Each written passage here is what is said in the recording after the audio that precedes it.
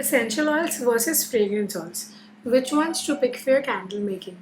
Well, I kind of juggled with the same question for multiple years, and because there was lack of information, I kind of stuck to what was available and what was convenient. But today, in this video, we are going to uncover which one is better in terms of candle making, and we're also going to make three candles, one with fragrance oils, two with essential oils, and third a blend of fragrance oils as well as essential oils, such that we understand the difference between these. And of course, since we are going to make this candle today, we are also going to have a follow-up video as well. So if you haven't still subscribed to my channel, this is your chance, such that you can see the next steps that happen after the candle is cured, and how they how is the outcome eventually with all these three blends. So let's get started. For those who don't know me, my name is Sonal and I'm the founder of Sosa Candles. And yeah, today's video is all about fragrances. I think this has been one of my favorite topics, and I really just love fragrances. It's not because I make candles for a living, but also fragrances have the power to actually connect you to a specific moment in time, teleport you back into the beautiful memories of the past, and just trying to relive it. So for me, it was my nani's gajras that she would wear, and the puja thali that she'd create on Sunday mornings. So I think all these sweet memories I'm able to relive, especially when she is no longer here. So I think scent has a really powerful and emotional meaning, and I think the more and more we discover it, the more it is better for us as human species as well. So yeah, first I'm just going to start with discovering what these kind of oils are, and then we're going to dive deeper into the making part and also understand a few benefits. The first one is essential oil. I kind of gave it the first spot is because this is the purest and the most concentrated of the oils that is available to us. It's also naturally derived. They are extracts of plants, leaves, flowers, trees, barks, roots, so on and so forth. So naturally, everything that's available in the nature is kind of extracted and is converted into these essential oils, which form a very huge role into aromatherapy. So aromatherapy not just relates to candles, but also relates to stress relief, also relates to managing yourself and managing your emotions better. So essential oils play a very huge role. In addition to that, it is also used in a lot of skincare formulations and a lot of hair care formulations, and they're very, very beneficial to us. So yeah, when we talk about essential oils, these are just pure plant extracts. Everything that you find in the nature is available in the form of essential oils. I think the only one con that we have is that it has a volatile flash point. It's not very stable. It is also very prone to degradation if it is exposed to heat. So yeah, that's the only con that I find. In terms of the benefits are just a lot. It's used a lot in aromatherapy. It's used a lot for stress relief. It's used a lot for managing your emotions well, and the cosmetic applications as well. So there's just a lot that people use it for. Now let's talk about the processes that are used to extract them. There are two main processes. One is steam distillation and the other is cold processing. These are the two processes that are used to extract them. Naturally, they're not as cheaper as your fragrance oils are, and they are also a lot more concentrated and a lot more potent. So that's the essential oils. So now let's talk about fragrance oils. Fragrance oils come in two main types. One is the synthetic ones that are completely lab made, full of chemicals and synthetic fragrances. The other ones are the ones that majorly contain plant extracts and essential oils as their major component, and the remaining is the stabilizers to ensure that they are shelf stable. So these are the two types of fragrance oils. These are really great in terms of candle making because they help you get multiple varieties of fragrances. Certain times there are certain fragrances that are not available in the nature, so these fragrance oils are able to help us derive that. Again, you must try and pick fragrances that are, fine fragrances or premium fragrances, because they choose to add majority of their composition as plant extracts and some carrier oils to kind of carry it forward. However, the synthetic fragrance oils, which kind of come a lot more cheaper, are completely made of chemicals and contain a lot of elements that would increase the longevity but would also impact female hormonal health. So you want to just be very careful when you pick your fragrances as well. The fragrances that we kind of pick are the ones that have a concentration of 60 to 70% essential oils, and hence are very good not just for human health but also do not have any kind of downsides. So yeah, that's your fragrance oils. With your fragrance oils you get everything that's available in the nature, plus fragrance oils are also kind of man-made. So like I spoke about, all these man-made fragrances or all these synthetic fragrances, they're able to just create a clone of any food fragrance or anything else that is not available in the nature or not grown in the nature as well. So that is your fragrance oils. Next up comes a blend. So, well, whilst I've actually just been toying around this idea that I could use a blend of fragrance oil as well as essential oil, wherein my fragrance oil will play the role of giving me the beautiful hot throw, and my essential oil will help me bring in that depth and will also help my emotional well-being.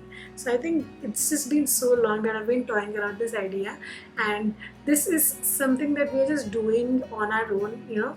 There's no structure to it as such, but knowing that essential oils are primarily very volatile, what we are choosing to do is we are going to use 20% of essential oils and 80% of fragrance oils, and we're just trying to get that perfect balance in terms of well-being, in terms of hot throw, and in terms of the calming effects of essential oils as well. So here's the plan. What I'm going to do is we are just going to use so in order to actually make it work out better, we are going to do it in one simple way. I am going to use 3 glass jars of the same size, and I am going to try and keep the variables stable such that I don't really have to struggle with them, and the only I'm actually going to keep the fixed component same, and we'll only have like one variable, and that is our fragrance, such that we are more in control of the entire process and we don't really kind of struggle with the outcome or have too many variables and we don't even know what's happening. So what I'm going to do is I'm going to use 3 glass jars. I'm going to use soy 464 wax. This is the new container wax. I'm going to use eco thin wicks. I'm also going to use fragrances. So just to keep it simple, we are going to use Ylang Ylang, and I have Ylang Ylang fragrance oil, I have Ylang Ylang essential oil, and what we are going to do is we're going to create a third combo using Ylang Ylang essential oil plus Ylang Ylang fragrance oil.